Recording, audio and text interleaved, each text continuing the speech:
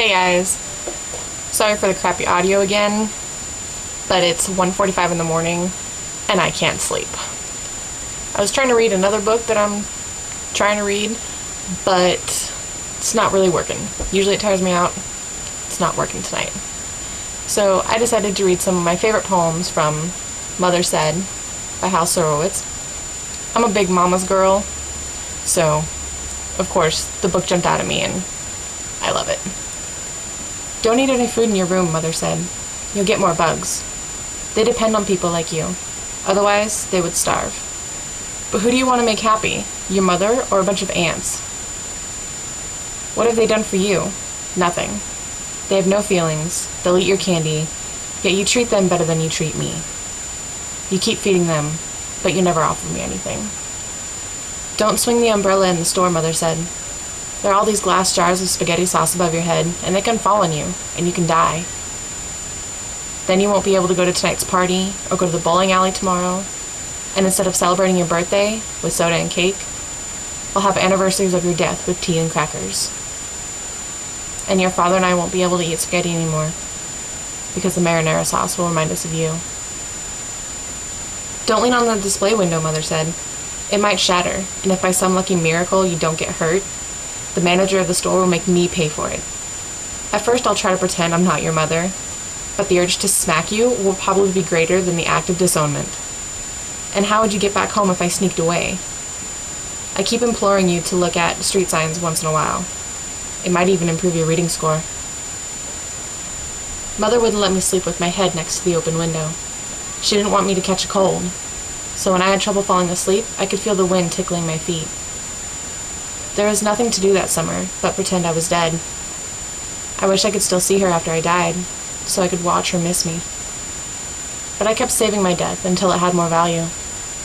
The more people I knew, the more they would cry. To become a better reader, Mother said, you have to read everything you see. If you're walking into the street, you should be reading the traffic signs. If you're in a restaurant, you should read the breakfast menu, even if you're only there for dinner. The world is one big book. Words are everywhere. They're in your shoe and on the label of your underwear. And when you get to be older, you'll be able to read facial expressions. But let me warn you now that if a girl happens to smile at you, that doesn't mean you should be reading into it. Don't go too near the cliff, Mother said, because you could fall off, and then it'll be the end of the world as you know it, and the beginning of it as only God knows it. And he won't be too happy with you, because I'm sure he put you here for a purpose.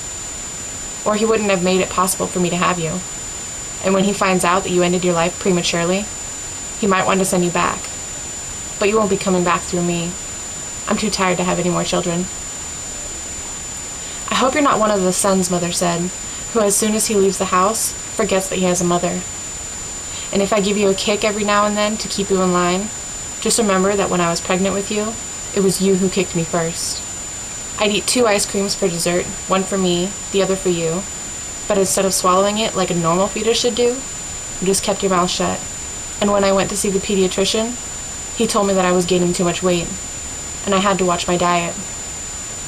I tried to eat nothing, but then you'd start to kick, and I couldn't wait for you to be born, so I could smack you and get you back. The snow stayed in her hair longer than my I love you stayed on her mind. When you're happy, Mother said, I'm happy. And when you're sad, I'm sad. So if you have a choice between being happy or sad, you should stop always thinking about yourself and think about me for a change. And be happy. And if you have no choice and have to be sad, then don't spend the whole day moping, but get it over with, so you and I can be happy again. You were born into this world naked, Mother said, but that doesn't mean you have to walk around with your pants falling down. You should wear your belt a notch tighter. You're not going to make a good impression on a woman if she's able to see your tushy before she knows your name. She'll think, if he's showing me his rear end, then he probably wants me to show him mine, and she won't want to have anything to do with you. You should thank your lucky stars, Father said, that you weren't born a cripple. So no matter how bad you think your life is, cheer up, because some people have it worse. Imagine having to hop to the bathroom and urinate on one leg. If you're not careful, you could fall into the bowl, then you'll have to yell for someone to help you out. So you should be grateful for what you have and not complain if things don't work out the way you want them to. And if you get depressed, you can always walk into the next room and turn on the TV. But if you were a cripple, getting into the next room would be a major production. You'll be dependent on someone to get you there and to take you back.